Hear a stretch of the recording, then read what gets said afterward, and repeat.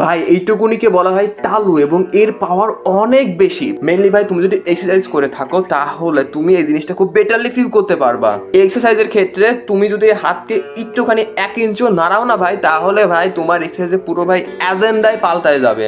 যেমন হাতের এই পজিশনকে বলা হয় সুপিলেশন পজিশন। আর এই পজিশনে তুমি তোমার হাত যেমনে মুভমেন্ট করো না কেন, তোমার পুরো প্রেশার পড়বে বাইসেপে।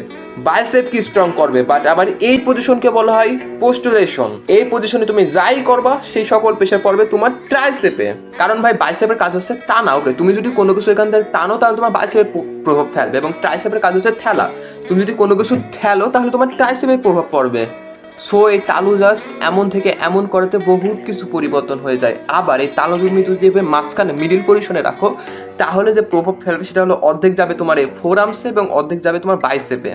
সো তুমি যদি ভাই এইভাবে কিছু একটা করো তাহলে তোমার প্রেশার ভাই ফোর আর্মস আর বাইসেপে একই সাথে পড়বে। ভিডিও শেষের দিকে একটা হ্যাক বলে দিই, যখন আমরা এক্সারসাইজ করি এই এক্সারসাইজের জন্য বাইসেপে প্রপারলি প্রেশার পড়ে না। তার কারণ হচ্ছে আমার তালুকে ভাই এইভাবে রেখে আমরা এক্সারসাইজ করি। এই জায়গায় শুধুমাত্র এই জায়গায় তালুকে তুমি জাস্ট এইভাবে রোটেট করে দাও। ওকে, এইরকম না রেখে এমনিতে রোটেট করে দাও।